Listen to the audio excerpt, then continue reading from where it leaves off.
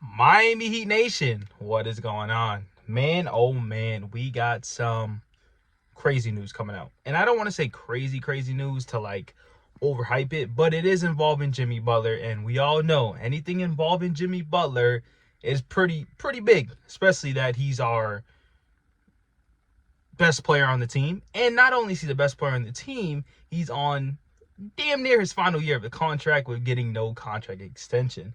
But before we do talk about today's video, if you guys enjoy Miami Heat content and just enjoy my personality and all the stuff that I say, smash that subscribe button, man. We're super close to hitting 4.2. I appreciate everybody that has been supporting me. And man, don't you guys worry. When the season starts, there's going to be a lot more content. And also, lastly, before I do start today's video, if you guys enjoy Miami Dolphins content, please let me know in the comment section. I want to start making that, but let me know what you guys think. Anyways, Ira came out with an article, a report, and it looks like the Miami Heat have a decision to make. It's either give Jimmy Butler a contract extension or trade him by the trade deadline. And I kind of want to give my opinion on this, and also I just kind of want to get your opinion out of this too. So, let's say we do give Jimmy Butler a contract extension. Let's look at the pros and cons. Let's start off with the cons. Jimmy Butler's aging. He's getting older. He's no longer the same Jimmy Butler that he was a couple years ago. I don't care what anybody says, he's not. And he is coming off injuries, right? So let's not forget that. Aging, injuries, not the same Jimmy Butler. And also the new CBA rule. With the CBA rule being here, it kind of affects your roster. When you give a player a huge contract, you're pretty much taking damn near half the cap, meaning we can't make trades and we can't improve the roster. So those are the four big cons when you extend Jimmy Butler, in my opinion, right? The pros.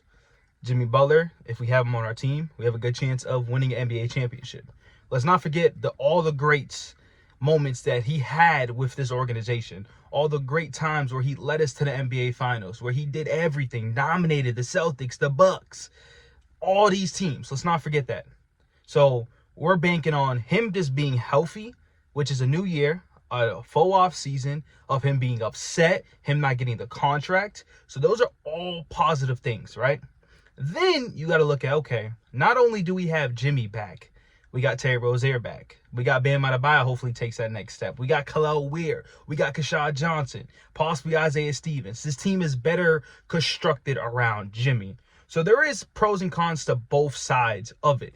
And it's really up to the front office what they want to do. Now, if I'm the front office, you wait.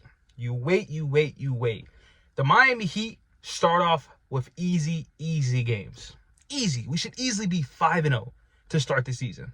Now, if the Miami Heat go 30 games into the season and we're 10-30, trade Jimmy Butler. There is no 10-20, whatever, right?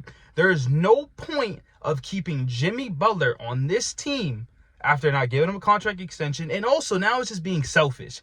This dude probably wants to win a championship. And when you're 10-20, yes, you can make a comeback, but yes, it's going to be extra hard. And that means Jimmy Butler has to go harder in the regular season, which we all know damn right, one, his body can't handle it, but two, he does not try in the regular season at all. So that's a terrible disaster to keep him on this team.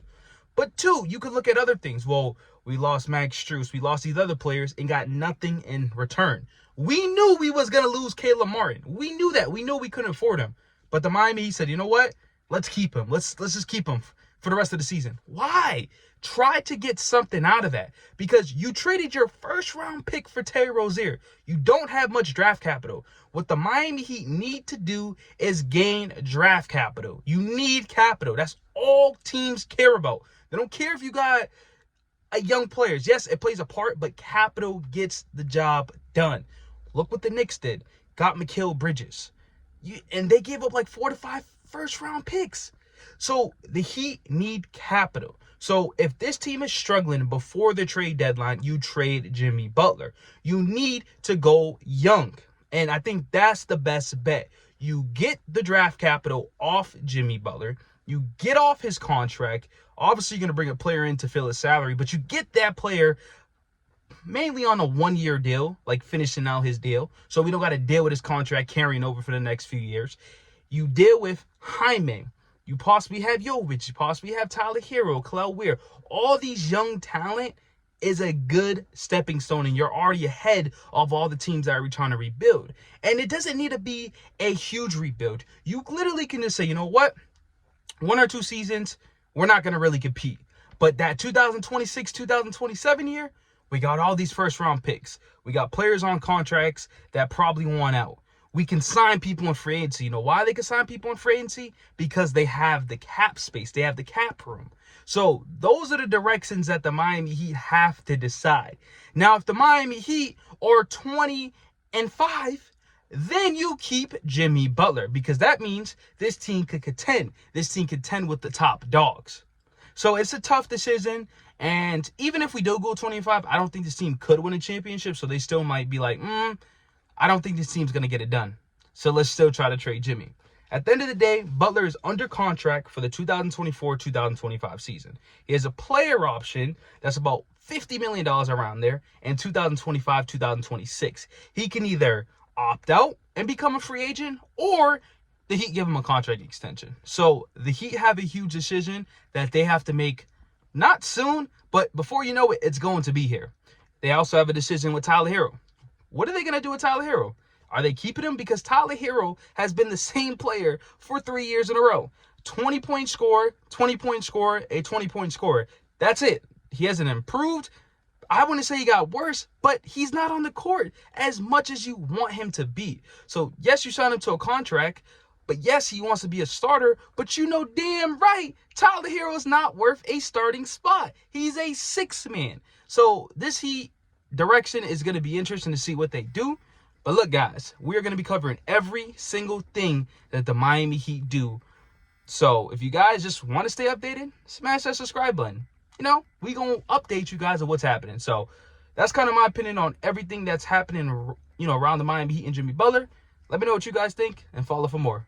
Peace.